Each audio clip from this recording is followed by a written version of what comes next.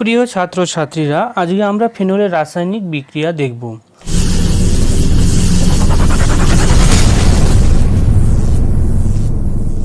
পূর্বের ভিডিওতে আমরা জেনেছিলাম ফেনলের প্রস্তুতি সম্পর্কে। যদি দেখে না থাকো তাহলে ডিসক্রিপশন বক্সে লিঙ্ক দেওয়া থাকবে, সেইখান থেকে তোমরা দেখতে পারো। ঠিক আছে, তো ফেনলের রাসায়নিক বিক্রিয়াগুলো আমরা দেখব। তো ফেনলের রাসায়নিক বিক্রিয়া অ্যালকোহলের মতো কিছুটা, সবটাই অ্যালকোহলের মতো নয়, কারণ ফেনলের রাসায়নিক বিক্রিয়াকে আমরা মূলত তিনটি ভাগে ভাগ করব। প্রথম যে ভাগটা আমরা দেখব সেই ভাগটাতে হচ্ছে ফেনলিক যে ওইচ গ্রুপ, ঠিক আছে, সেই ফেনলিক ওইচ গ্রুপের বিক্রিয়া, অর্থাৎ ফেনলিক ওইচ গ্রুপ বিক্রিয়ায় অংশগ্রহণ করবে, এটা হচ্ছে এক নাম্বার। দ্বিতীয়ত যেটা জানবো আমরা বেনজিন বলয় বিক্রিয়া, বেনজিন বলয়ে বিক্রিয়া, ঠিক আছে। আর তিন নাম্বার যেটা দেখব কিছু বিশেষ বিক্রিয়া।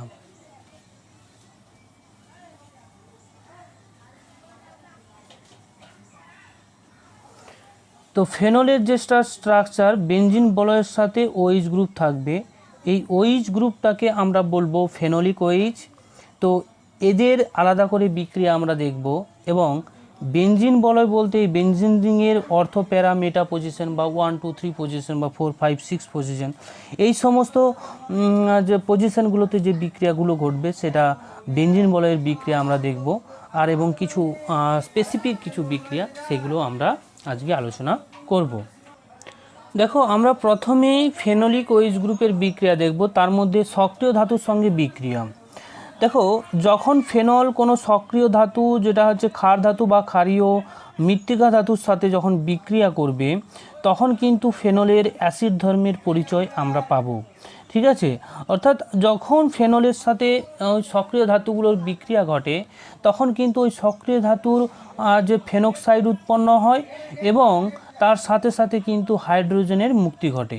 ঠিক আছে, তাহলে এখানে কি ঘটছে, এখানে দেখো অ্যালকোহলীয় যে ফেনলিক যে ওইচ আছে, সেই ফেনলিক ওইচের এইচটা কি প্রতিস্থাপিত হয়ে যাচ্ছে। ঠিক আছে, ফেনলিক ওইচের এইচটা যদি প্রতিস্থাপিত হয়ে যায় তাহলে সেখান থেকে এইচ প্লাস উৎপন্ন হবে, এবং এইচ প্লাস উৎপন্ন হলে দুটো এইচ প্লাস মিলিত হয়ে কিন্তু হাইড্রোজেন গ্যাস উৎপন্ন করলো। অর্থাৎ এখানে ফেনলের অ্যাসিড ধর্মের পরিচয় একটা পাওয়া যাচ্ছে সক্রিয় ধাতুর সঙ্গে বিক্রিয়া করে। ঠিক আছে, তো অ্যাসিড ধর্মটা কি? অ্যাসিড ধর্মটা হচ্ছে, যদি আমরা এখানে ফেনলের ওইচ গ্রুপটাকে ধরি, ঠিক আছে, এই এইচটা যত তাড়াতাড়ি বা যত সহজে বা যত কম শক্তিতে ভেঙে যাবে, তার অ্যাসিড ধর্ম তত বেশি হবে। অর্থাৎ যখন খুব দ্রুত বা খুব সহজে কম শক্তিতেই প্রয়োগে যদি এইচ প্লাস আয়ন উৎপন্ন করে, তখন তাকে আমরা অ্যাসিড বলি। ঠিক আছে, তো এখানে ফেনলের ক্ষেত্রে ঠিক একই রকম। এই যে এইচটা কি হলো, এইচটা কিন্তু এখানে দুই পাশ থেকে দেখো, এখানে এইচ, এইখানে এইচ, একটা করে এইচ প্লাস উৎপন্ন হচ্ছে। ঠিক আছে, এবং পরস্পর যুক্ত হয়ে তারা কিন্তু হাইড্রোজেন উৎপন্ন করলো। আর এখানে দুটো সোডিয়াম প্রত্যেকটা এইচের জায়গায় রিপ্লেসড হয়ে যাচ্ছে, হয়ে গিয়ে দুটো ফেনক্সাইড উৎপন্ন, এই সোডিয়ামের ফেনক্সাইড উৎপন্ন করছে। বোঝা গেল? তাহলে সক্রিয় ধাতুর সঙ্গে বিক্রিয়াতে ফেনলের আমরা অ্যাসিড ধর্মের পরিচয় পাচ্ছি। এবারে একটা প্রশ্ন তোমাদের ক্ষেত্রে, পরীক্ষার ক্ষেত্রে অনেকে দেয়, সেটা কি, যে আপেক্ষিকভাবে যদি আমরা অ্যালকোহল এবং ফেনলের আম্লিকতা বিচার করি, তাহলে অ্যালকোহলের অপেক্ষা কিন্তু আমরা ফেনলকে অধিকতর তোমার আম্লিক বলবো। কেন, সেটার ব্যাখ্যা আমাদের করতে হবে। তো এখানে আমরা যদি অ্যালকোহলের ক্ষেত্রে দেখি, অ্যালকোহলীয় এইচ জলীয় দ্রবণে যে যত তাড়াতাড়ি এইচ প্লাস দেবে, ঠিক আছে, জলীয় দ্রবণে যে যত তাড়াতাড়ি এইচ প্লাস আয়ন দেয়, তার অ্যাসিডিটি তত বেশি।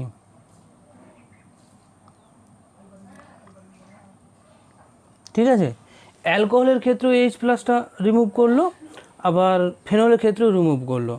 এবার আমরা দেখে নেব যে এই যে এখানে অ্যালকোহলীয় OH থেকে H+ যখন বেরিয়ে যাচ্ছে, যখন আমাদের অ্যালকোক্সি উৎপন্ন হচ্ছে আর এটা ফেনক্সি উৎপন্ন হচ্ছে, তাহলে এই দুটোর মধ্যে দেখো যার স্টেবিলিটি বেশি হবে, এই যে অ্যানায়ন উৎপন্ন হলো দুটো, যার স্টেবিলিটিটা বেশি তার ক্ষেত্রে এই ফরওয়ার্ড ডাইরেকশন রিঅ্যাকশনটা অর্থাৎ ডান দিকে যে বিক্রিয়াটা, সেই বিক্রিয়াটা তত বেশি ঘটবে, অর্থাৎ অ্যাসিডিটি তত বেশি বা আম্লিকতা তত বেশি।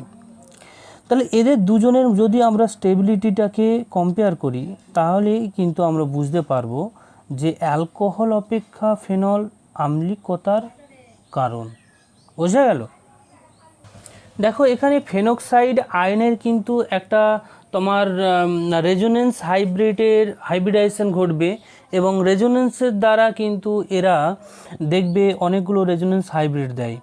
অর্থাৎ এখানে যে লোন পেয়ার, সেই লোন পেয়ার এই বেঞ্জিন বলয়ের যে ডবল বন্ড আছে কার্বন কার্বন, তাদের সাথে কিন্তু ডিলোকালাইজেশন করছে এবং ডিলোকালাইজেশন করে অনেকগুলো রেজোনেন্স হাইব্রিড দিচ্ছে। এবং এদেরকে যদি আমরা একত্রে লিখি, তাহলে আমরা এটাকে এভাবে লিখতে পারি, এইখানে নেগেটিভ হয়ে যাবে আর এখানে ও ডবল বন্ড হয়ে থাকবে। ঠিক আছে, এইভাবে কিন্তু আমরা রেজোনেন্স হাইব্রিডটাকে লিখতে পারি। এখানে ডেল নেগেটিভ আর এখানে হচ্ছে ডেল নেগেটিভ থাকবে, এভাবে করা যায়। তো এইভাবে দেখলে আমরা দেখবে যে অ্যালকোহলের ক্ষেত্রে এই রকম কোনো রকম যে রেজোনেন্স, সেই রেজোনেন্সটা কিন্তু অ্যালকোহল ক্ষেত্রে আমরা দেখতে পাচ্ছি না। এখানে কেবলমাত্র যদি অ্যালকিল গ্রুপ থাকে, তাদের +I এফেক্টটাই শুধু কাজ করবে, তাতে কিন্তু এদের স্টেবিলিটি কিন্তু আমরা যে ফেনক্সাইডের স্টেবিলিটি দেখছি, সেই ফেনক্সাইডের স্টেবিলিটির মতো হবে না। ফেনল এবং অ্যালকোহল দুটোই কিন্তু দুর্বল অ্যাসিড, তার সত্ত্বেও আমরা যদি তুলনামূলকভাবে বিচার করি, তাহলে কিন্তু ফেনলের কিন্তু অ্যাসিডিটিটা বেশি অ্যালকোহলের থেকে। যদি আমরা ফেনক্সাইড না করে যদি শুধুমাত্র দেখি যে ফেনলের ক্ষেত্রে, ঠিক আছে, ফেনলের যে অক্সিজেনের যে লোন পেয়ার, সেটাও কিন্তু এইভাবে ডিলোকালাইজেশন করবে। ঠিক আছে, ডিলোকালাইজেশন করে এরা কিন্তু কয়েকটা রেজোনেন্স হাইব্রিড দেয়। ঠিক আছে, রেজোনেন্স হাইব্রিড দিয়ে তারা কিন্তু নেগেটিভ যে চার্জটা, সেটা কিন্তু ওই বেঞ্জিন রিংয়ের উপর চলে আসবে। ক্লিয়ার? এটা রেজোনেন্স হাইব্রিডের গঠনের স্টেবিলিটি আসছে, যার জন্য ফেনলটা অত্যাধিক পরিমাণ স্টেবল হয়ে যায়, ফেনক্সাইড। ঠিক আছে, যার জন্য আমরা বলে দিতে পারি যে অ্যালকোহল অপেক্ষা ফেনল বেশি আম্লিক। ক্লিয়ার? এটা তো দেখলাম। এরপর যদি আমরা দেখি যে ফেনলের তোমার বেঞ্জিন রিংয়ে কোনো ইলেকট্রন উইথড্রয়িং গ্রুপ অবস্থান করেছে। ঠিক আছে, এই বেঞ্জিন রিংয়ের মধ্যে কোনো ইলেকট্রন উইথড্রয়িং গ্রুপ বলতে এখানে ইলেকট্রনের ডেনসিটিটাকে নিজের দিকে টেনে নেবে। যেমন আছে NO2 গ্রুপ বা CN গ্রুপ বা হ্যালাইডগুলো বা হ্যালোজেন। ঠিক আছে, এরা কি করবে, ইলেকট্রনের যে ডেনসিটি বেঞ্জিন রিংয়ের, তা কিন্তু নিজের দিকে টেনে নেয়। ফলে বেঞ্জিন রিং কি হয়ে যাবে, বেঞ্জিন রিংয়ের মধ্যে ইলেকট্রনের ঘাটতি সৃষ্টি হয়। ফলে এই ইলেকট্রনের ঘাটতিটাকে পূরণ করার জন্য বেঞ্জিন রিং কী করবে, এই অক্সিজেন হাইড্রোজেনের মধ্যে যে বন্ধনের ইলেকট্রন জোড়, তার ওপর প্রভাব ফেলবে। যার জন্য এদের কি হবে, এদের কিন্তু তোমার যে ফেনলের যে সাবস্টিটিউশন রেখে আমরা ইলেকট্রন উইথড্রয়িং গ্রুপ রেখেছি, তাদের তুলনায় ফেনক্সাইডের তখন স্টেবিলিটিটা অনেকটাই বেশি হয়ে যাবে। কীরকম করে হচ্ছে, ধরলাম এখানে ইলেকট্রন উইথড্রয়িং গ্রুপ তোমার আছে, ঠিক আছে, আর এখানে OH। তো এইখানে যে দেখো ইলেকট্রনের ডেনসিটি যদি এই বেনজিন রিংয়ে কমতে থাকে তাহলে কি হবে, এই বেনজিন রিং এই অক্সিজেনের কাছ থেকে ইলেকট্রন ডেনসিটি টানবে। আবার অক্সিজেন কি করবে, এই যে বন্ধনটা করেছিল অক্সিজেন হাইড্রোজেন যে বন্ধন, সেই বন্ধন জোড়কে নিজের দিকে টেনে নেবে। ফলে হাইড্রোজেন কি হবে, সহজেই H+ হিসেবে মুক্ত হয়ে যাবে। ফলে এটা H+ হিসেবে মুক্ত হয়ে যায় এবং অক্সিজেন নিজের মাথায় নেগেটিভ চার্জ ক্যারি করে নেবে। ফলে এদের যে স্ট্যাবিলিটিটা হয়ে যাবে নেগেটিভ চার্জ হওয়ার পর যে তোমার ফেনক্সাইড উৎপন্ন হলো তার স্টেবিলিটিটা অনেকটাই বেড়ে যাবে, যার জন্য এই ফরওয়ার্ড ডাইরেকশন রিঅ্যাকশনটা অনেক বেশি স্টেবল হয়ে যায়, যার জন্য এদের অ্যাসিডিটিটা কিন্তু বেড়ে যাবে ইলেকট্রন উইথড্রয়িং গ্রুপ থাকলে। ঠিক আছে। আবার যদি ইলেকট্রন ডোনেটিং গ্রুপ যেমন তোমার হচ্ছে NH2 বা OH বা OR বা অ্যালকিল গ্রুপ যদি থাকে তখন কি হয়, তখন কিন্তু এরা কি করবে, ইলেকট্রন ডোনেটিং গ্রুপগুলো ইলেকট্রনের ডেনসিটিটাকে বেনজিন বলয়ের দিকে বাড়িয়ে দেবে। তো বেনজিন বলয়ে ইলেকট্রনের ডেনসিটি বাড়ালে বেনজিন বলয় আবার কিন্তু এই অক্সিজেন আর বেনজিন বলয়ের মধ্যে যে ইলেকট্রন তোমার বন্ধন জোড় সেইটাকে অক্সিজেনের দিকে ঠেলে দেবে। অক্সিজেন আবার কি করবে, ইলেকট্রনের ঘনত্বটাকে কিছুটা পরিমাণ এইচের দিকে ঠেলে দেয়। ফলে এইখানে যে বন্ধনটা OH বন্ধন, সেই বন্ধনটা তুলনামূলক দৃঢ় হয়ে যায়। দৃঢ় হয়ে গেলে বা শক্তিশালী হয়ে গেলে তখন এদের ভেঙে ফেলাটা সহজ হয় না, তাই এদের ফেনক্সাইডটা উৎপন্ন হওয়াটা কিন্তু অনেক কম হয়ে যায়। অর্থাৎ আমরা এক প্রকার বলতে পারি যে O- হিসেবে যে আয়নটা ফর্মেশন করবে সেটাকে ইলেকট্রন উইথড্রয়িং গ্রুপ কি করবে, আনস্টেবল করে দেবে, আনস্টেবল করে দেয়, যার জন্য ব্যাকওয়ার্ড ডাইরেকশন রিঅ্যাকশনটা বেশি হয়। ফলে এদের অ্যাসিডিটিটা কমতে থাকে ইলেকট্রন ডোনেটিং গ্রুপের জন্য। বোঝা গেল? তো এবারে উদাহরণ না দেখলে এই দুটো জিনিস তোমাদের হয়তো ক্লিয়ার হবে না। তো আমরা উদাহরণ নিয়ে নিচ্ছি।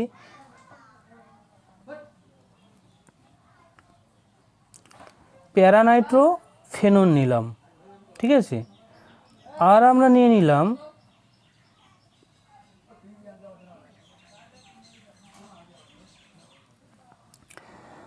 তোমার প্যারা পজিশনে অ্যামিন গ্রুপ, ঠিক আছে, ফেনলের প্যারা পজিশনে অ্যামিন গ্রুপ। তো এই দুটোর মধ্যে যদি আমরা তাদের আম্লিকতা তুলনা করি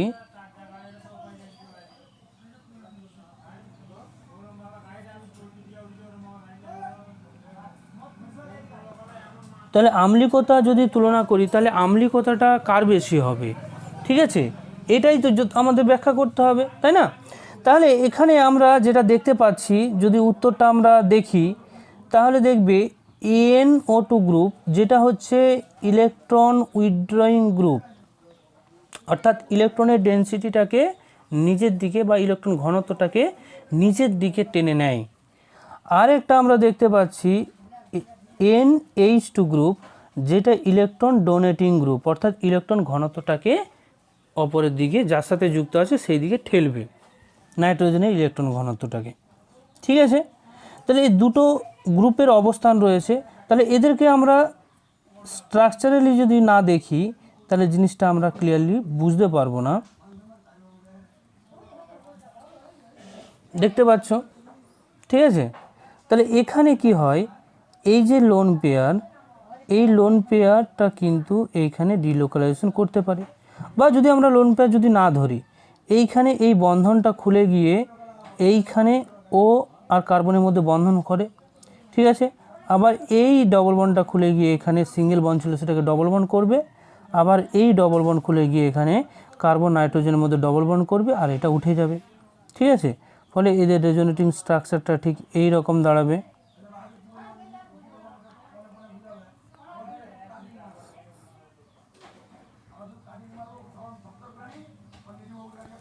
ঠিক আছে, তাহলে ইলেকট্রনের ডেনসিটিটাকে কিন্তু এ কী করছে, নিজের দিকে টেনে নিচ্ছে, ঠিক আছে। ফলে এখানে OH বন্ধন ইজিলি ভেঙে যাচ্ছে। ক্লিয়ার? এরপর যদি আমরা অ্যামিন গ্রুপটার ক্ষেত্রে দেখি, অ্যামিন গ্রুপটার ক্ষেত্রে কিন্তু অপোজিট হবে, কারণ এখানে এনের উপর লোন পেয়ার অবস্থান করে, সেই লোন পেয়ারের ডেন্সিটিটাকে কী করবে, লোন পেয়ার দিয়ে এখানে ডিলোকালাইজেশন করবে, করার ফলে এখানে কি হয় দেখো, এরা তো ডিলোকালাইজেশন করছে, ইলেকট্রনের ডেন্সিটিটাকে নাইট্রোজেন বেনজিন রিংয়ের দিকে ঠেলে দেয়, ফলে কিন্তু এইখানে যে বন্ধনটা আছে OH বন্ধন, এই বন্ধনের শক্তিটা অনেকটা বেড়ে যায়, অর্থাৎ বন্ধন যে বিভাজন করতে যে পরিমাণ শক্তিটা লাগবে সেটা তুলনামূলক অনেক বেশি লাগবে, ঠিক আছে। তাই এদের কিন্তু আমরা দেখব যে OH বন্ধন ভেঙে যাওয়ার প্রবণতাটা কম। তাই আমরা এদের যদি অ্যাসিডিটি বা আম্লিকতা তুলনা করি, তাহলে প্রথম যে আম্লিকতাটা হবে যদি অর্ডার দেখি, তাহলে কিন্তু যেখানে ইলেকট্রন উইথড্রয়িং গ্রুপ আছে তার আম্লিকতাটা তুলনামূলক বেশি হয় যেখানে ইলেকট্রন ডোনেটিং গ্রুপ আছে তার থেকে। বোঝা গেল? এটা হচ্ছে তার আম্লিকতা ক্রম।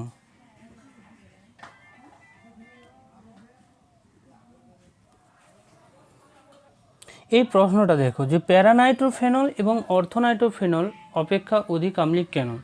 তো এখানে প্যারানাইট্রোফেনলের আমরা যদি সংকেত দেখি, প্যারা পজিশনে নাইট্রো গ্রুপ থাকবে, ঠিক আছে। আর যদি আমরা অর্থোনাইট্রো দেখি তো অর্থ পজিশনে নাইট্রো গ্রুপ থাকবে। দেখো এখানে দুটোর ক্ষেত্রেই NO2 গ্রুপ থাকে, যেটা হচ্ছে ইলেকট্রন উইথড্রয়িং গ্রুপ অর্থাৎ ইলেকট্রন আকর্ষণ গ্রুপ, ঠিক আছে। ইলেকট্রন ঘনত্বটাকে নিজের দিকে টানবে, ফলে এদের অ্যাসিডিটিটা দুই ক্ষেত্রেই বাড়াবে। এইখানে যে এইচের দান করার প্রবণতায় H+ দান করার প্রবণতাটা দুটোর ক্ষেত্রেই বাড়বে, কিন্তু একটার কম বাড়বে, একটার বেশি বাড়বে। সেটার উপর নির্ভর করে এদের দুজনের আম্লিকতাটার পার্থক্য ঘটে, ঠিক আছে। তো এইখানে কি কারণে অর্থর ক্ষেত্রে কম হচ্ছে আম্লিকতা এবং প্যারার ক্ষেত্রে বেশি হচ্ছে, সেটা আমাদের এখানে আলোচনা করতে হবে, ঠিক আছে। তো যদি আমরা দেখি যে অর্থর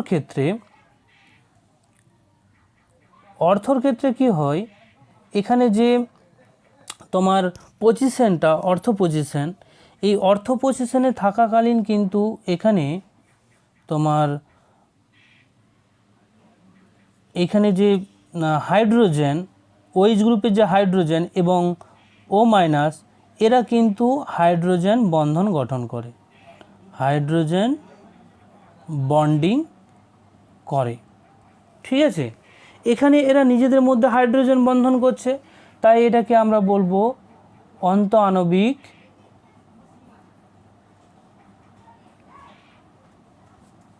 হাইড্রোজেন বন্ডিং, ঠিক আছে। তো অন্তঃআণবিক হাইড্রোজেন বন্ধন করে এর স্থিতিশীলতা বা স্টেবিলিটি বৃদ্ধি পায়।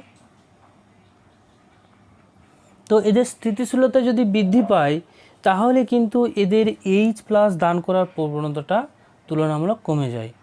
তাই এইখানে অর্থর ক্ষেত্রে আমরা আম্লিকতাটা কম দেখতে পাচ্ছি, কিন্তু প্যারার ক্ষেত্রে কিন্তু এইভাবে কিন্তু অন্তঃআণবিক হাইড্রোজেন বন্ধনটা ঘটবে না। প্যারার ক্ষেত্রে যেভাবে আমরা দেখিয়ে এসেছি যে আম্লিকতা কেন বাড়ছে, ঠিক সে একই রকম থাকবে। বোঝা গেল? তাহলে এরকম কোশ্চেন থাকলে তো আমরা আশা করি পারবে। দেখো এরপর আমরা যেটা দেখব, সক্রিয় ধাতুর সাথে বিক্রিয়ার পর অ্যাসিড ক্লোরাইড এবং অ্যানাহাইড্রাইডের সঙ্গে যদি আমরা অ্যালকোহলের বিক্রিয়া ঘটাই সেই ক্ষেত্রে কি হয়। তো প্রথমে আমরা দেখে নিই অ্যাসিড ক্লোরাইডের সাথে যদি আমরা অ্যালকোহলের বিক্রিয়া ঘটাই সেই ক্ষেত্রে কি হবে। তো অ্যাসিড ক্লোরাইড এর সংকেত তো আমরা জানি যে তোমার হচ্ছে এটা হচ্ছে কি অ্যাসিটাইল ক্লোরাইড, এটা এক প্রকার অ্যাসিড ক্লোরাইড, অ্যাসিটাইল ক্লোরাইড। তো এদেরকে যদি আমরা পিরিডিনের উপস্থিতিতে বিক্রিয়া ঘটাই তখন দেখবে তোমরা এক অণু HCl বেরিয়ে যাবে, আর এখানে ফেনলের যে ও আর এখানে এই অংশ অ্যাসিটাইল ক্লোরাইডের যে অংশ পরস্পর যুক্ত হয়ে যায়। যুক্ত হয়ে গিয়ে কিন্তু আমরা যে প্রোডাক্টটা পাই সেই প্রোডাক্টটা কিন্তু একটা ফিনাইল অ্যাসিটেট হয়ে যাবে।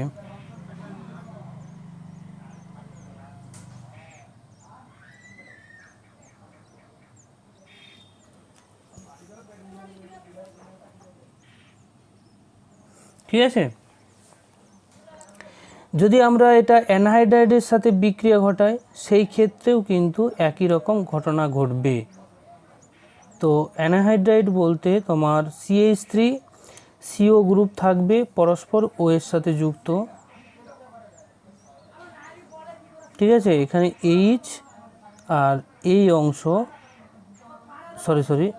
এই অংশ থেকে আমরা এখান থেকে এক অণু কার্বক্সিলিক অ্যাসিড, যেটা অ্যাসিটিক অ্যাসিড, বেরিয়ে যায়। ঠিক আছে, এখানে কিন্তু আমাদের অ্যাসিড হিসেবে H2SO4 অল্প কয়েক ফোঁটা লাগবে ড্রপ ওয়াইজভাবে। তো আমরা ফিনাইল অ্যাসিটেট পাই, আর এখানে কার্বক্সিলিক অ্যাসিড হিসেবে অ্যাসিটন পাবো, এই অ্যাসিটিক অ্যাসিড পাবো, তাই না?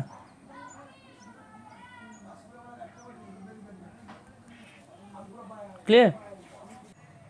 তো গ্রিগনার্ড বিকারকের সঙ্গে যখন আমরা ফেনলের বিক্রিয়া ঘটাবো, তো গ্রিগনার্ড বিকারক হিসেবে মিথাইল ম্যাগনেসিয়াম আয়োডাইড আমরা নিয়ে নিচ্ছি, এবং শুষ্ক ইথার বিক্রিয়া করলে আমরা এখান থেকে কিন্তু মিথেন পাই, আর আমরা পেয়ে যাব ফেনক্সি ম্যাগনেসিয়াম আয়োডাইড, আর এখানে কিন্তু অ্যালকেন পাই। বোঝা গেল? তাহলে গ্রিগনার্ড বিকারকের সঙ্গে যদি আমরা বিক্রিয়া করি, এখানে মিথাইল ম্যাগনেসিয়াম আয়োডাইড ব্যবহার করেছি। যদি মিথাইল ম্যাগনেসিয়াম আয়োডাইড ব্যবহার না করে ইথাইল ম্যাগনেসিয়াম আয়োডাইডকে যদি আমরা ব্যবহার করতাম, সেই ক্ষেত্রে আমাদের কি হতো? সেই ক্ষেত্রে আমাদের এইখানে ইথেন উৎপন্ন হতো। ঠিক আছে, আর এখানে ম্যাগনেসিয়াম ফেনক্সি ম্যাগনেসিয়াম আয়োডাইড পেতাম। যদি আমরা এখানে যে তোমার হচ্ছে আরও অ্যালকিল গ্রুপের চেন যদি বৃদ্ধি করতে থাকি, তাহলে জেনারেলি তাদের অ্যালকিন উৎপন্ন হবে। বোঝা গেল?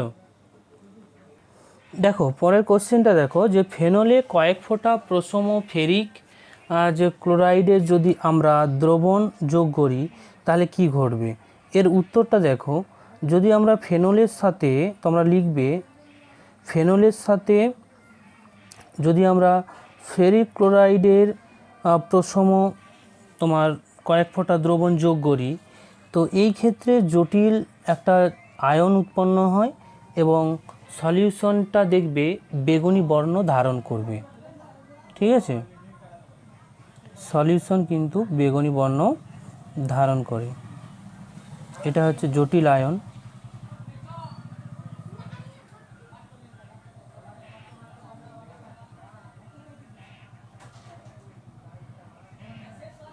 ঠিক আছে, আর দ্রবণে H+ উৎপন্ন হয় এবং তার সাথে সাথে HCl উৎপন্ন হবে।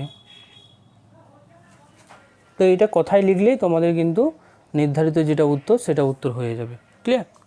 বেনজিন বলয়ে বিক্রিয়াগুলো আমরা দেখব। দেখো বেনজিন বলয় ফেনলের ক্ষেত্রে কি হয়, যে বেনজিন বলয়ের সাথে তোমার হচ্ছে OH গ্রুপ যুক্ত আছে, তো ফেনল। ঠিক আছে, তো এরপর এই OH-এর সাপেক্ষে তোমার দুই পাশে দুটো অর্থ, ঠিক আছে, তারপর দুই পাশে দুটো হচ্ছে মেটা আর একটা হচ্ছে প্যারা পজিশন থাকবে।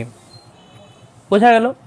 তাহলে এই O গ্রুপের অবস্থানের জন্যই কিন্তু এই বেনজিন বলয় ইলেকট্রোফিলিক প্রতিস্থাপন বিক্রিয়ায় অংশগ্রহণ করবে। ঠিক আছে, সাধারণ অবস্থায় বেনজিন যে পরিমাণ প্রতিস্থাপন বিক্রিয়ায় ইলেকট্রোফিলিক প্রতিস্থাপন বিক্রিয়ায় অংশগ্রহণ করত, তার থেকে কিন্তু বেশি পরিমাণ হচ্ছে ফেনলে ও বেনজিন বলয় ইলেকট্রোফিলিক প্রতিস্থাপন বিক্রিয়ায় অংশগ্রহণে সক্রিয় হয়ে ওঠে। ঠিক আছে, এই সক্রিয়তার কারণ হচ্ছে এখানে OH গ্রুপের উপস্থিতি। আবার OH গ্রুপের উপস্থিতি থাকার জন্য এই OH গ্রুপটাকে আমরা কি গ্রুপ বলে থাকি? অর্থপ্যারা নির্দেশক গ্রুপ। কেন অর্থপ্যারা নির্দেশক গ্রুপ বলবো? কারণ এই OH গ্রুপ এই যে দুটো অর্থ পজিশন এবং একটা প্যারা পজিশন এই দুটো পজিশনেই কিন্তু তারা এই যে OH গ্রুপ থাকার জন্য ইলেকট্রনের ঘনত্বটাকে এই দুটো পজিশন, দুটো অর্থ এবং একটা প্যারা পজিশনে কী হয়, তুলনামূলকভাবে বৃদ্ধি করে, যার জন্য OH গ্রুপটা হচ্ছে অর্থ প্যারা নির্দেশক গ্রুপ হিসেবে কাজ করে। অর্থ বা প্যারা নির্দেশক গ্রুপ হিসেবে কাজ করে, ঠিক আছে। তো মেটা পজিশনে সেই তুলনায় কিন্তু ইলেকট্রনের ঘনত্বটাকে বৃদ্ধি করতে পারে না, সেই কারণেই মেটা পজিশনে তুলনায় অর্থ প্যারা পজিশনে ইলেকট্রনের ঘনত্ব বেশি থাকবে। তো এর আমরা বিক্রিয়াগুলো একটা একটা করে দেখি। তো প্রথমে আমরা হ্যালোজিনেশনটা দেখে নেব। তো বেনজিন বলয়ে যদি আমরা বেনজিনকে তার সাথে OH যুক্ত অর্থাৎ ফেনলের যে জলীয় দ্রবণ, সেই জলীয় দ্রবণে যদি আমরা তোমার হচ্ছে ব্রোমিন জলের যে জলীয় দ্রবণ সেটা যদি মিশিয়ে দিয়ে বিক্রিয়া ঘটায়, অর্থাৎ আমরা এখানে বলতে পারি ফেনলের জলীয় দ্রবণে ব্রোমিন জল মেশালে এখানে আমরা দেখতে পাবো যে 3টে পজিশনে কিন্তু এখানে ব্রোমিন প্রতিস্থাপিত হয়। কোন কোন পজিশনে দেখো, এই দুটো অর্থ আর একটা প্যারা পজিশন, টোটালটাই এখানে 3টে হাইড্রোজেনের পরিবর্তে 3টে ব্রোমিন প্রতিস্থাপিত হয়ে গিয়ে যেটা উৎপন্ন করবে তা হচ্ছে 2,4,6 ট্রাইব্রোমো ফেনল, ঠিক আছে। তাহলে কি উৎপন্ন করলো, 2,4,6 ট্রাইব্রোমোফেনল। এটা কিন্তু সাদা একটা অধক্ষেপ উৎপন্ন করে, বোঝা গেল, সাদা প্রেসিপিটেশন পড়বে, আর এখানে 3 অণু HBr উৎপন্ন হয়। এটা কিন্তু অনিয়ন্ত্রিতভাবে হলো। এইখানে যে ব্রোমিন জল ব্যবহার করেছিলাম, এখানে জলটা কিন্তু তুলনামূলক পোলার অর্থাৎ ধ্রুবীয় ছিল। যদি ফেনলকে এমন হয় যে ফেনলের জলীয় দ্রবণে আমরা ব্রোমিন চালনা করব, কিন্তু সেটা হচ্ছে কম ধ্রুবীয় দ্রাবকের উপস্থিতিতে, যেমন কার্বনের সালফেট বা কার্বন টেট্রাক্লোরাইড, এইগুলোকে যদি আমরা ব্যবহার করে থাকি, এইগুলো কম পরিমাণ ধ্রুবীয় দ্রাবক, ফলে সেই অবস্থাতে কিন্তু আমরা দুটো প্রোডাক্ট পাবো, ঠিক আছে, দুটো, বেশি পাবো না, এই রকম পাবো না, দুটো প্রোডাক্ট হবে, এক হচ্ছে অর্থ প্রোডাক্ট আর হচ্ছে তোমার প্যারা প্রোডাক্ট।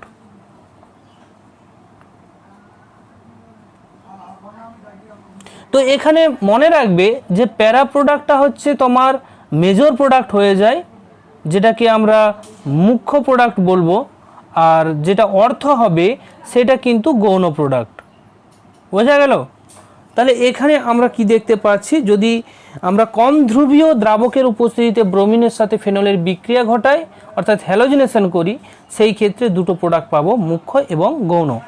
মুখ্য হবে প্যারা প্রোডাক্ট আর হচ্ছে গৌণ হবে অর্থ প্রোডাক্ট, বোঝা গেল। তাহলে আমরা এখানে কি বলতে পারি যে ধ্রুবীয় যখন দ্রাবকের উপস্থিতি বর্তমান ছিল, অর্থাৎ যখন ধ্রুবীয় দ্রাবক আমরা ব্যবহার করছি, সেই ক্ষেত্রে পোলার দ্রাবক, সেই ক্ষেত্রে তোমার ফেনক্সাইড আয়ন উৎপন্ন হচ্ছে। তাহলে ফেনক্সাইড আয়নের উৎপন্ন হলে তা অক্সিজেন যে পরিমাণের ইলেকট্রনের যে ঘনত্বটাকে, যে মাত্রায় ইলেকট্রনকে পাঠাবে ওই বেনজিন বলয়েতে, তা অধিক পরিমাণ হয়, ফলে বেনজিন বলয় বেশি পরিমাণ সক্রিয় হয়ে ওঠে। তার জন্যই কিন্তু তার দুটো অর্থ পজিশন এবং একটা প্যারা পজিশনে কিন্তু তোমার হ্যালোজেনের প্রতিস্থাপন ঘটছিল। কিন্তু যদি কম ধ্রুবীয় বা অধ্রুবীয় মাধ্যমে যদি আমরা দেখি, তো অধ্রুবীয় মাধ্যমের ক্ষেত্রে ফেনল কিন্তু ফেনক্সাইড আয়ন উৎপন্ন করে না, ফলে এখানে ফেনলের OH দ্বারা যে পরিমাণ ইলেকট্রনের ঘনত্বটা বেনজিন বলয়ের দিকে পাঠায় সেটা তুলনামূলক কম, তাই কিন্তু এরা বেনজিন বলয়কে কম পরিমাণ সক্রিয় করে তোলে, যার জন্য আমরা অর্থ এবং প্যারা দুটো প্রোডাক্ট পাচ্ছিলাম, বোঝা গেল। এরপর আমরা যদি হ্যালোজিনেশনের মধ্যে আরেকটা দেখি, যদি আমরা বেনজিন বলয়ে ক্লোরিনের প্রবেশ ঘটাই, ক্লোরিনেশন ঘটাই, সেই ক্ষেত্রে আমরা একই রকমই জিনিস দেখতে পারবো যে ক্লোরিন এবং পোলার দ্রাবক হিসেবে আমরা ওয়াটার ব্যবহার করলাম, জল ব্যবহার করলে এখানে 2 পজিশনে তোমার হচ্ছে ক্লোরিন, 4 পজিশনে ক্লোরিন, আর হচ্ছে তোমার 6 পজিশনে ক্লোরিন। অর্থাৎ এখানে আমরা পেয়ে যাচ্ছি একই রকমভাবে 2,4,6 ট্রাইক্লোরো ফেনল, আর হচ্ছে তোমার 3 অণু HCl। ঠিক আছে, এটাও কিন্তু একটা প্রেসিপিটেশন পড়ে, অধক্ষেপ উৎপন্ন করবে, যার কালারটা হয়ে যাবে সাদা। বোঝা গেল? ক্লিয়ার? এইভাবে কিন্তু আমরা হ্যালোজেনেশনগুলো করব। এরপর আমরা নাইট্রেশনটা দেখব, যে নাইট্রেশনের ক্ষেত্রে কিন্তু আমরা ফেনলের সাথে কেবলমাত্রই নাইট্রিক অ্যাসিডের উপস্থিতিতে বিক্রিয়া ঘটাবো। ঠিক আছে, তো ডাইলুট যদি শীতল অবস্থাতে আমরা নাইট্রিক অ্যাসিডের সাথে তোমার বিক্রিয়া ঘটাই, তো সেই ক্ষেত্রে আমরা দুটো প্রোডাক্ট পাবো, একটা হচ্ছে অর্থ প্রোডাক্ট আর হচ্ছে প্যারা প্রোডাক্ট। দুটো প্রোডাক্টই আমরা এখানে পেয়ে যাব। তো এদের মধ্যে দুটো প্রোডাক্টের যে পার্সেন্টেজ সেটা কিন্তু আলাদা হয়, একটা মুখ্য হবে আর একটা হচ্ছে গৌণ প্রোডাক্ট হবে। এদের মধ্যে প্যারা পজিশনটাই হচ্ছে মুখ্য বা মেজর প্রোডাক্ট হয়ে যাবে, আর অর্থ পজিশনটা হয়ে যাবে গৌণ প্রোডাক্ট বা মাইনর প্রোডাক্ট। ঠিক আছে, তো এখানে একটা ব্যাপার কি, যে সাধারণত আমরা নাইট্রেশন করতে গেলে নাইট্রিক অ্যাসিড এবং সালফিউরিক অ্যাসিডের মিশ্রণকে আমরা ব্যবহার করে থাকি, কিন্তু এই ক্ষেত্রে সালফিউরিক অ্যাসিড আমরা কেন ব্যবহার করলাম না? কারণ এইখানে যে তোমার ফেনোলিক OH গ্রুপ থাকার জন্য এই বেঞ্জিন রিংয়ের সক্রিয়তা অত্যাধিক পরিমাণ বেড়ে যায়, যার জন্য আমরা যদি তোমার মিক্স অ্যাসিড অর্থাৎ নাইট্রিক অ্যাসিড এবং সালফিউরিক অ্যাসিড দুটোইকে মিশ্রণ হিসেবে ব্যবহার করতাম, সেই ক্ষেত্রে পলিনাইট্রেশন ঘটতে পারত। তাই সেই পলিনাইট্রেশন থেকে আমরা অ্যাভয়েড করার জন্য বিক্রিয়াটাকে টোটালটা আমরা কি করলাম, টোটাল বিক্রিয়াটাকে আমরা ডাইলুট নাইট্রিক অ্যাসিডের সহযোগিতায় বিক্রিয়া করলাম শীতল অবস্থায়, অর্থাৎ কোল্ড কন্ডিশনে। ওকে, বোঝা গেল? তো এখানে দুটো প্রোডাক্ট পেলাম, মুখ্য হিসেবে আমরা প্যারা প্রোডাক্ট এবং গৌণ হিসেবে তোমার অর্থ প্রোডাক্ট, এই দুটো প্রোডাক্ট আমরা পেয়ে থাকি। এবারে এখানে একটা প্রশ্ন হলো, তোমরা যে ফেনল থেকে কিভাবে পিক্রিক অ্যাসিড তৈরি করবে, ফেনল সেটা কিভাবে তোমরা পিক্রিক অ্যাসিড তৈরি করবে তার বিক্রিয়া। তাহলে কিভাবে করা যায় দেখো, এখানে আমরা কিন্তু যে প্রসেসটা ব্যবহার করব সেই প্রসেসটা হচ্ছে নাইট্রেশন প্রসেস। এখানে আমরা ফেনলের সাথে ঘন নাইট্রিক অ্যাসিড এবং তার সাথে ঘন সালফিউরিক অ্যাসিড, অর্থাৎ concentrated nitric acid, concentrated sulphuric acid, যেটাকে আমরা অ্যাভয়েড করে আসছিলাম। ঠিক আছে, তো এই ক্ষেত্রে পলিনাইট্রেশন ঘটাতে হবে, তাই আমরা ঘন নাইট্রিক অ্যাসিড আর হচ্ছে ঘন সালফিউরিক অ্যাসিডের বিক্রিয়া ঘটাবো। যদি বিক্রিয়া ঘটায় তাহলে কিন্তু আমরা এখানে পলিনাইট্রেশন ঘটতে দেখা যাবে, অর্থাৎ অর্থ দুটো পজিশনগুলোতে নাইট্রো গ্রুপ এবং প্যারা একটা পজিশনে নাইট্রো গ্রুপ প্রবেশ করে যায়। অর্থাৎ এখানে উৎপন্ন হয় 2,4,6 ট্রাইনাইট্রো ফেনল। ঠিক আছে, এই 2,4,6 ট্রাইনাইট্রো ফেনল যে উৎপন্ন হলো, এটার হচ্ছে সাধারণ নাম হচ্ছে পিক্রিক অ্যাসিড।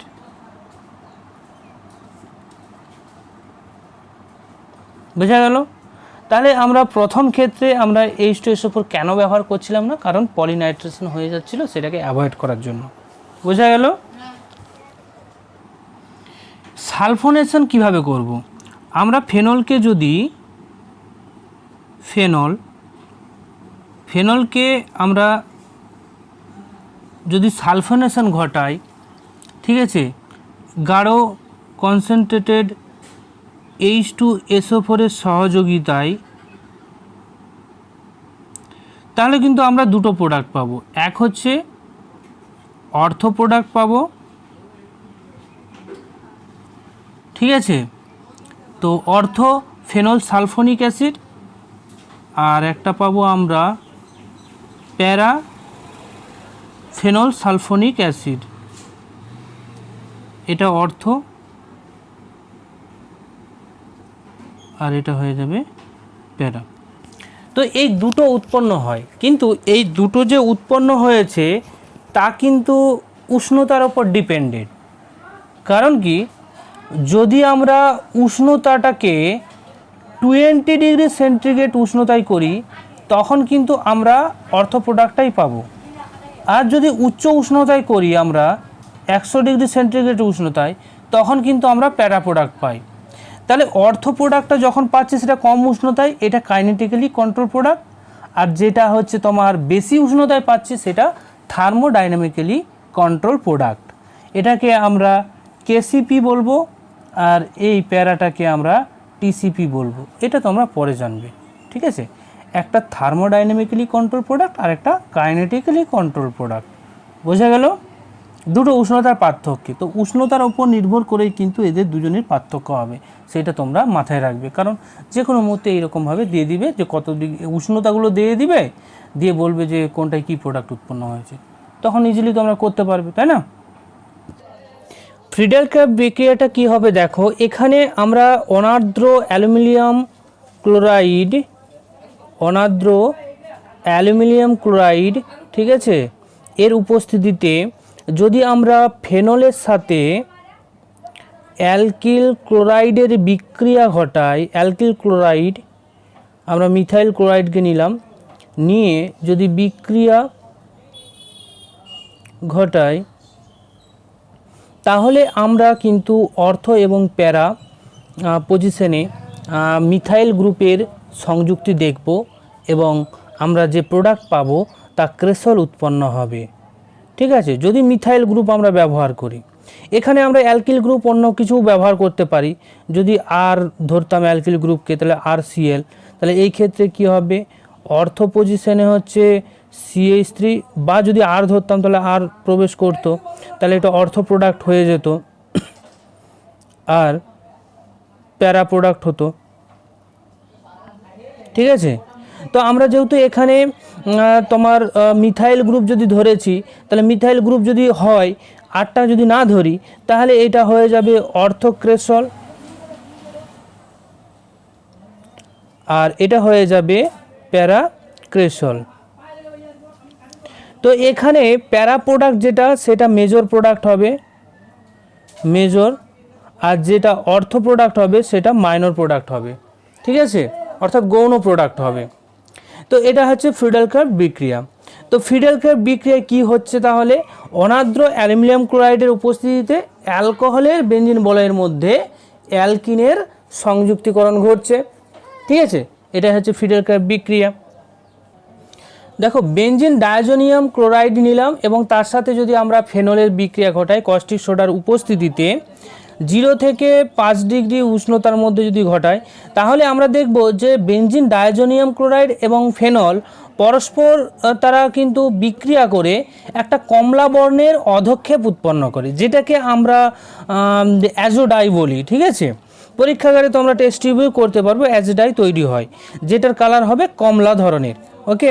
এদের কি হয়, কমলা ধরনের যে অধক্ষেপটা উৎপন্ন হলো তার সংকেতটা হবে তোমার হচ্ছে এই রকম, এর একটা হচ্ছে আইপিএসি নাম রয়েছে, ঠিক আছে, আইপিএসি নামটা হয়ে যাবে প্যারা হাইড্রক্সি অ্যাজোবেনজিন সোডিয়াম লবণ, ঠিক আছে। তাহলে এটা হচ্ছে প্যারা হাইড্রক্সি অ্যাজোবেনজিন, যেটা হচ্ছে সোডিয়ামের একটা লবণ, ক্লিয়ার। এর কালারটাই হবে কমলা। এই যে বিক্রিয়াটা আমরা দেখলাম, এই বিক্রিয়াটাকে বলা হয় কাপলিং বিক্রিয়া। কাপলিং বিক্রিয়া। ওকে, এরপর আমরা কতকগুলো নেম রিঅ্যাকশন দেখব, special name reaction. Kolbe Schmitt বিক্রিয়াটা আমরা দেখব যে কোলবে স্মিথ বিক্রিয়ায় কি হয়। এখানে আমরা শুষ্ক যদি সোডিয়াম ফেনেট নিই, ঠিক আছে, শুষ্ক সোডিয়াম ফেনেট এবং তার সাথে কার্বন ডাইঅক্সাইডের বিক্রিয়া ঘটবে, ঠিক আছে। এখানে কার্বন ডাইঅক্সাইডের বিক্রিয়া ঘটবে, তা উচ্চ উষ্ণতাতেই ঘটে, প্রায় 120 থেকে 140 ডিগ্রি সেন্টিগ্রেড উষ্ণতায় এবং 4 থেকে 7 ATM প্রেসারের উপস্থিতিতে। তো প্রথমেই আমরা সোডিয়াম ফেনেট থেকে পেয়ে যাব এখানে সোডিয়ামের তোমার হচ্ছে স্যালিসাইলেট, ঠিক আছে, সোডিয়াম স্যালিসাইলেট পেলাম। এরপর এই সোডিয়াম স্যালিসাইলেটকে যদি আমরা ডাইলুট HCl দ্বারা বিক্রিয়া ঘটাই তাহলে আমরা কিন্তু এইখান থেকে পেয়ে যাব স্যালিসাইলিক অ্যাসিড।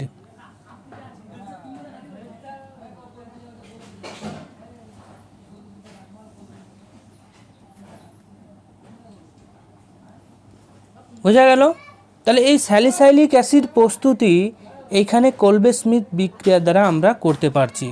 মেনলি কোলবে স্মিথ বিক্রিয়ায় কী হবে, সোডিয়াম ফেনেটের সাথে তোমার হচ্ছে কার্বন ডাইঅক্সাইডের বিক্রিয়া ঘটবে, ঠিক আছে, এবং সোডিয়াম স্যালিসাইলেট উৎপন্ন হবে এবং পরবর্তীকালে তাকে যদি আমরা ডাইলুট HCl দ্বারা বিক্রিয়া ঘটাই তাহলে কিন্তু সেইখান থেকে আমরা স্যালিসাইলিক অ্যাসিড পেয়ে যাব। ক্লিয়ার? যদি আমরা পটাশিয়ামের ফেনেট ব্যবহার করি সেই ক্ষেত্রে কিন্তু আমরা অর্থ পাবো না, প্রোডাক্ট পাবো না, অর্থাৎ স্যালিসাইলিক অ্যাসিড পাবো না, তখন কিন্তু প্যারা পজিশনে প্রোডাক্টটা আমরা পাবো। তো প্যারা পজিশনে তোমার হচ্ছে কার্বক্সিলিক গ্রুপটা লাগবে তখন, এইটা কিন্তু মাথায় রাখবে তোমরা। এই ছোট্ট ছোট্ট পয়েন্টগুলোই কিন্তু তোমাদের মাথায় রাখতে হবে, কারণ এর ওপর বেস করে দেখবে তোমাদের MCQ দিয়ে দেয়। তাছাড়াও আরেকটা জিনিস মনে রাখবে যে এখানে আমরা ফেনক্সাইডটাকে নিচ্ছি, অর্থাৎ এখানে ফেনলের পরিবর্তে তার আয়নটাকে অ্যানায়নটাকে নিচ্ছি। কেন নিচ্ছি? কারণ এই ফেনক্সাইডটা হচ্ছে প্রতিস্থাপন বিক্রিয়াকে, যে ইলেকট্রোফিলিক যে প্রতিস্থাপন বিক্রিয়া, সেই বিক্রিয়াকে অধিক পরিমাণ সংগঠিত করতে সাহায্য করে, ঠিক আছে, যার জন্য আমরা ফেনক্সাইড আয়নটাকেই ব্যবহার করব বিক্রিয়ার ক্ষেত্রে। রাইমাটিমেন আমরা বিক্রিয়া দেখব। এখানে ফেনলকে আমরা ক্লোরোফর্মের সঙ্গে বিক্রিয়া ঘটাই বেসের উপস্থিতিতে, সেটা হচ্ছে 60 থেকে 80 ডিগ্রি টেম্পারেচারের মধ্যে। বিক্রিয়া ঘটানোর পর তখন তাকে যদি আমরা ডাইলুট বা লঘু মাধ্যমে যদি আমরা ঠান্ডা করি তাকে, তাহলে আমরা মুখ্য প্রোডাক্ট হিসেবে কিন্তু হাইড্রোক্সি বেঞ্জালডিহাইড, যেটাকে আমরা স্যালিসাইল অ্যালডিহাইড বলি, সেই স্যালিসাইল অ্যালডিহাইড কিন্তু উৎপন্ন হয়, ঠিক আছে। এটা হচ্ছে রাইমাটিমেন রিঅ্যাকশন। তো এখানে প্রথম স্টেপে যেটা হবে, প্রথম স্টেপে হয় যে ক্লোরোফর্মের সঙ্গে বিক্রিয়া, যেখানে আমরা বেস হিসেবে কস্টিক সোডা ব্যবহার করব এবং টেম্পারেচার 60 থেকে 80 ডিগ্রি সেন্টিগ্রেডের মধ্যে থাকবে। দ্বিতীয়ত হচ্ছে লঘু অ্যাসিড দ্বারা কিন্তু আমরা শীতল করে যদি বিক্রিয়া ঘটাই তাহলে কিন্তু আমরা কি পাবো, স্যালিসাইলডিহাইড আমরা পেয়ে যাই। এটা হচ্ছে রাইমাটিমেন বিক্রিয়া। তো এই রাইমাটিমেন বিক্রিয়ার ক্ষেত্রে তার যদি মেকানিজম আমরা দেখি, মেকানিজমে দেখব যে এইখানে ইলেকট্রোফিলিক প্রতিস্থাপন বিক্রিয়া সংঘটিত হয়েছে। কি বিক্রিয়া সংঘটিত হয়েছে? ইলেকট্রোফিলিক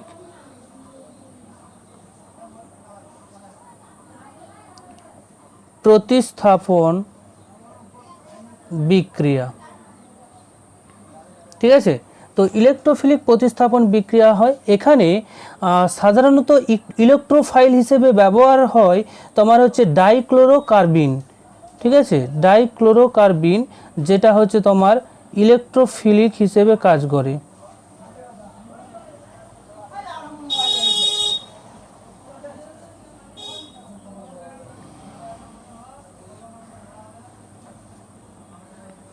বোঝা গেল?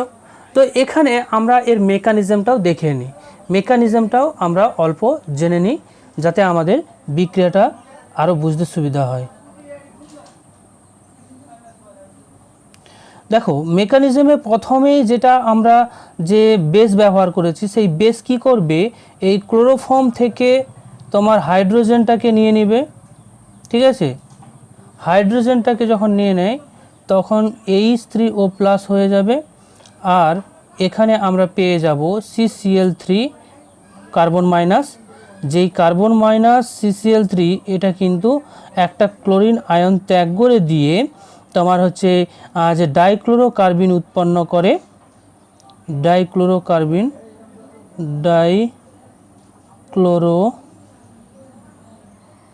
উৎপন্ন করে, ঠিক আছে। এই ডাইক্লোরোকার্বিন কিন্তু বিক্রিয়ায় ইলেকট্রোফিলিক হিসেবে কাজ করবে, ঠিক আছে। তো প্রথমেই আমরা ফেনলকে যদি বেসের সহযোগিতায় কি হবে, এটা হচ্ছে ফেনক্সাইড আয়ন উৎপন্ন হয়, ফেনক্সাইড আয়ন, ঠিক আছে। তারপর ডাইক্লোরোকার্বিন এইখানে হচ্ছে ইলেকট্রোফাইল হিসেবে অ্যাটাক হবে, ঠিক আছে। এইখানে নেগেটিভ চার্জটা এখানে লাগবে, আর এখানে ডবল বন্ড কার্বন কার্বন যে ডবল বন্ড আছে সেইটা এখানে এই কার্বনের সাথে অ্যাটাক করে, ফলে ডাইক্লোরোকার্বিনটা জুড়ে যাবে বেঞ্জিন রিংয়ের সাথে, ঠিক আছে। এরপর এই হাইড্রোজেন আবার এখানে কি হবে, ডবল বন্ড ফর্মেশন করবে, হাইড্রোজেন বেরিয়ে যায়, তারপর উৎপন্ন হবে একটা হাইড্রোজেন প্লাস হবে আর একটা হাইড্রোজেন মাইনাস হবে, হয়ে গিয়ে আমাদের এখানে যে প্রোডাক্টটা উৎপন্ন হবে তা ঠিক এই রকম, ঠিক আছে। তারপর যদি একে আমরা বেসের উপস্থিতিতে বিক্রিয়া ঘটাই তাহলে মধ্যবর্তী যৌগ হিসেবে উৎপন্ন হয় এটি CHOH এর হোল 2, এটা মধ্যবর্তী যৌগ। তারপর আমরা এখান থেকে আবার জল বেরিয়ে গেলে আমরা নির্ধারিত যে প্রোডাক্ট সেটা পেয়ে যাব, ঠিক আছে। বাস এইভাবেই কিন্তু আমাদের রাইমার্টিন রিঅ্যাকশনের মেকানিজমটা ঘটবে, বোঝা গেল। এরপর আসছে গেটারম্যান বিক্রিয়া। এই গেটারম্যান বিক্রিয়ার ক্ষেত্রে কি হয়, অনাদ্র অ্যালুমিনিয়াম যে ক্লোরাইড সেই অনুঘটকের উপস্থিতিতে আমরা ফেনলে কিন্তু HCN হাইড্রোজেন সায়ানাইড, ঠিক আছে, এর কিন্তু বিক্রিয়া ঘটাবো কার উপস্থিতিতে, অ্যাসিডিক মিডিয়ামের উপস্থিতিতে, ঠিক আছে। তো ফেনলের সাথে আমরা গেটারম্যান বিক্রিয়ায় কী করি, HCN অ্যাসিডের উপস্থিতিতে, যেটা অ্যাসিড হিসেবে আমরা HCl ব্যবহার করছি, এবং অনাদ্র অ্যালুমিনিয়াম ক্লোরাইডের অনুঘটকের প্রেজেন্সে কিন্তু আমরা বিক্রিয়া যদি ঘটাই তাহলে অন্তর্বর্তী যৌগ হিসেবে ইমিন উৎপন্ন হয়। প্রথমেই যে অন্তর্বর্তী যৌগটা উৎপন্ন হবে তা ইমিন ফরমেশন করবে, ঠিক আছে। ইমিন উৎপন্ন হয়, এটা H হবে, ঠিক আছে, ইমিন। এরপর এই ইমিন আবার এক অণু জলের উপস্থিতিতে তা কিন্তু এখানে আমরা প্যারাহাইড্রক্সি বেঞ্জালডিহাইড পেয়ে যাব, প্যারাহাইড্রক্সি